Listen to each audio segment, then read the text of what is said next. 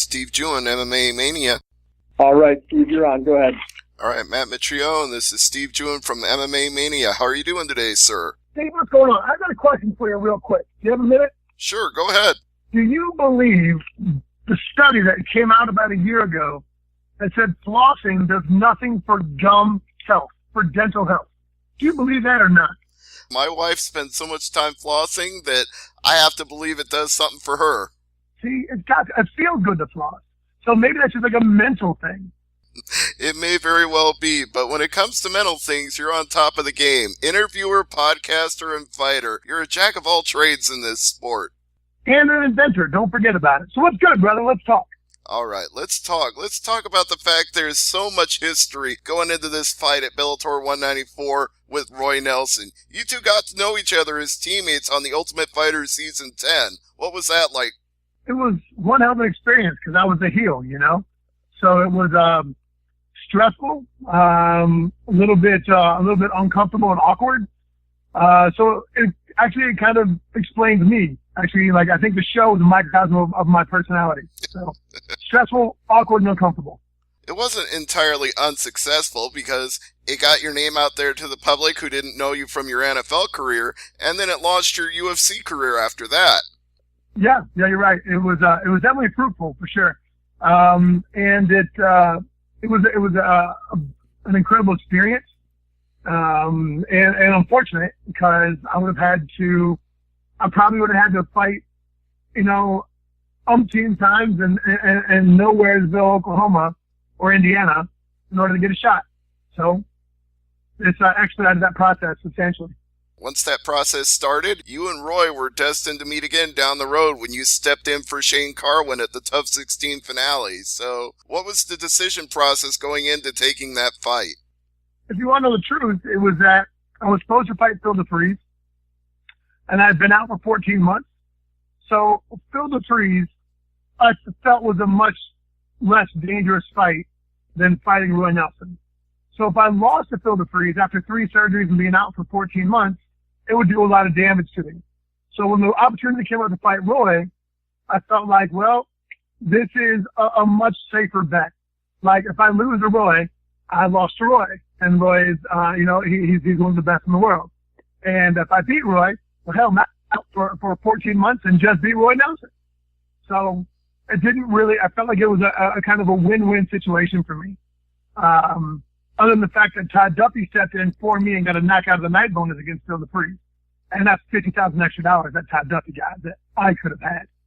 And you did end up going on to knock out Fedor Emelianenko, so yeah, that bonus could have very well been yours. But on the night that Roy Nelson fought you the first time, he knocked you out. And I didn't see that coming when I watched the fight.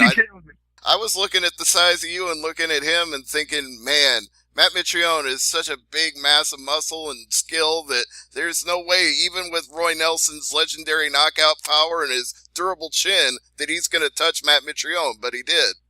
He did, and I learned a lot from that fight, as a matter of fact. I'll tell you, like everybody says, I learned more from that loss than I did in any victory.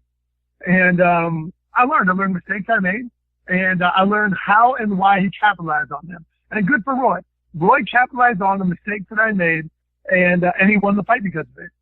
And the fight only went for like 3 minutes or something like that. It wasn't even that long. It just, it was my 6th fight ever, and I just got in there and Roy won because he fought smarter. And that's one of the things with Roy is that Roy is patient. Roy is persistent. He stubborn. So he sticks to his game plan. He knows that if he sticks to it, sooner or later, his one punch will land. And he can hold that down. Now it's modified a little bit where he goes for takedowns more aggressively and goes for takedowns in the open room or open cage versus up against the wall. But it's still the same philosophy. It felt like we saw a Roy Nelson that was very single-minded in the fight with Javi Ayala when he made his Bellator debut. He had a game plan, he stuck to it, and even if the crowd wasn't thoroughly excited at times, he was very successful using that formula. That's what Roy does. Roy is exceptionally stubborn, and he will stick to a game plan. That's what he'll do. Are you going to stick to a game plan in the rematch with him, or are you going to go out there and just let it all hang and mix it up?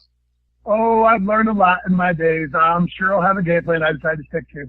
Fighting Roy is an IQ test. So if you fight Roy the way that Roy wants to fight you, which is in a phone booth and stagnant, then your chances of winning aren't very good. So you'll probably fail the IQ test. If you fight Roy athletically and long and mobile, which is the way I fight everybody, then I have a good chance of winning. So I might pass the IQ test. Other than that, the rest are kind of up in the air. Well, it is the Heavyweight Grand Prix, and this is our second chance to see a bracket of this tournament. We got the opening round here at Bellator 192 at the Forum in Inglewood. What did you think of that first matchup with Chael Sonnen going out there and just dominating with his wrestling? I thought that's exactly what Chael had to do in order to win. And I think he fought a very intelligent, very competent game plan. After all that talk about how Rampage wanted to keep the fight standing and have a brawl, that he wasn't able to stuff even one of those takedowns? Was I surprised at all that Rampage didn't pummel back in when he had his arm trapped, that he fell for that inside leg trip 4 times? Was I surprised that Rampage tried to throw hooks and uppercuts to stop shots and body locks? It's just Rampage just didn't have his night. He just didn't perform that well that night. I'm sure if he could have it back, I'm sure he'd love to. But, it's in the history books now, brother. I find the irony there is that Chael's going to fight the winner of Fedor and Frank Mir. You know a little something about fighting Fedor, so what do you think he's in for with that bracket? I think Fedor is extremely, extremely quick. And I think that he welcomes going to the ground. That's why I think that Fedor fighting Frank is a fight lover's dream. Because, if they go to the ground, sweet Jesus, like what on earth is going to happen if Fedor and Frank go to the ground? It's just the madness that could possibly happen is just insane to calculate. But I don't necessarily know if I see it getting there. I think I see Fedor knocking Frank out. I think so too. And it's not necessarily that I think Fedor is better than Frank.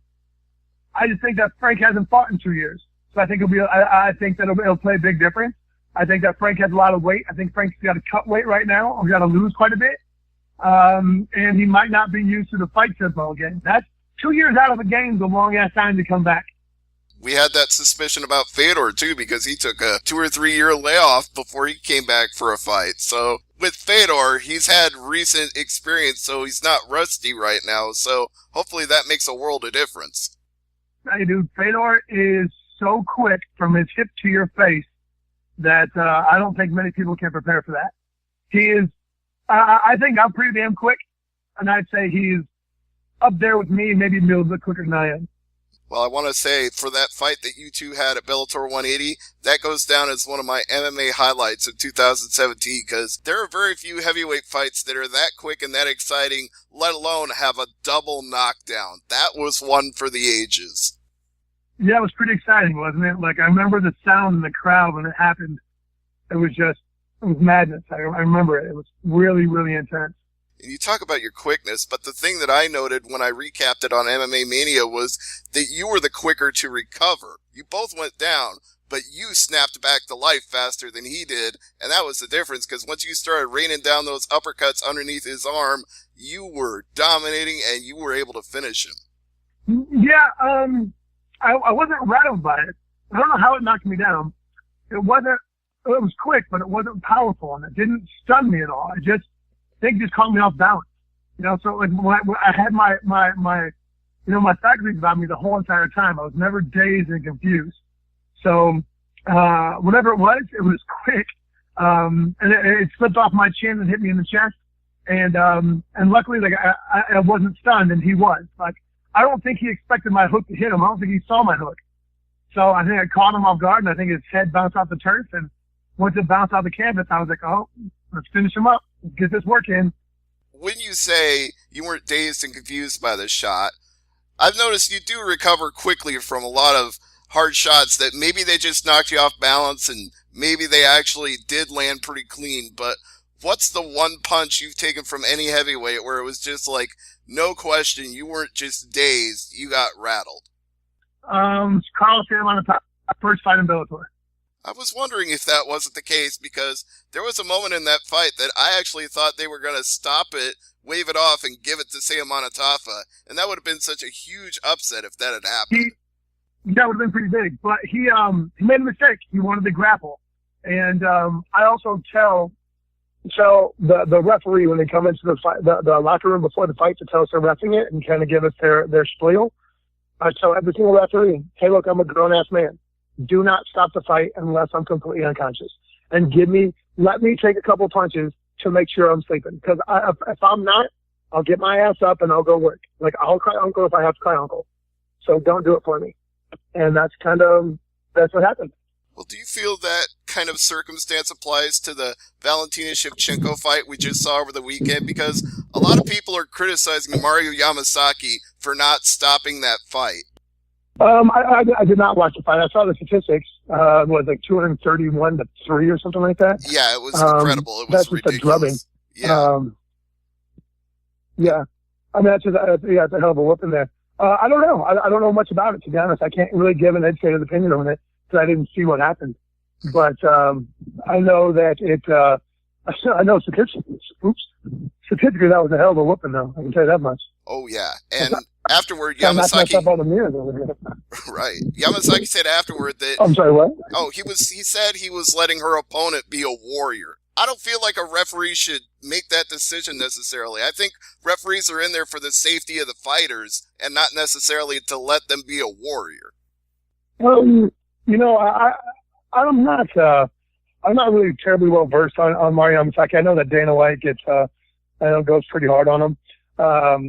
I explicitly state that I want that I do not stop the fight for my best nature. I state that aggressively. If she stated that same thing, then that's on. If she didn't, then maybe that's on Mario. That's fair. And if you tell the referee that, then I don't argue with it, because as long as that's the decision process you made going into it, I say it's the same thing. In fact, I make the same argument when people tell me that MMA is a violent sport. How can you cover that? I always say, it's not like football isn't a violent sport too, and you know that all too well, and you don't always get months to recover in the NFL. You have to go back out there and do it again the very next week. Yeah, hell yeah. Same thing for hockey. Nasty sports. Really aggressive sports. So, I mean, it is what it is, man. Like, it's a sport. Damn it. It's a sport. There's going to be, everybody knows that you play a sport, especially professionally, there is something that you're going to have to pay the piper at some point in time. You're going to have to be called to the carpet for whatever your body went through, whatever your brain went through, at some point in time. So don't get all up in arms for me when I'm the one voluntarily doing what I'm doing. If there's a situation in which a rule is broken, or like an infraction happened, and then like, hey, look, dude, this fight isn't square anymore. It's not that you're not being a warrior. Like there was an infraction that has affected a fight. Well, then the referee has the right to step in. But other than that, dude, let the work happen, man. If I'm still going to stand up and take my whooping, then let me take my lumps. That's absolutely fine. And I say, if they're going to take a whooping, at least be well compensated for it. And I know in Bellator you are being well compensated. I have a very good life right now. You have a very good life indeed. Like I said, podcaster, interviewer, professional heavyweight fighter, and lots of family ruckus going on in the background by the sound of it. Oh, I'm picking up my children from school right now. Well, I figured that might be what was going on, so I'll let you get back to that. But if you have anything you'd like to plug, please go ahead. Social media at Matt Mitrione on Twitter and Instagram. Let's be friends. Let's hang out. Let's do fun stuff. Matt, hey, and by the way, thanks a lot to my sponsors: Wingstop, Sugar Fire, Hayabusa, Venom. I've got some Eco Sciences. We got some really, really solid sponsors that stick with me through thick and thin. So thanks a lot. And thank you, Matt. We've gotten to talk before on the conference calls, but this is our first one-on-one, and I've really enjoyed it. Thank you so much. Thanks, brother. Have a great day, man. You too. And thank you, Dan, as well.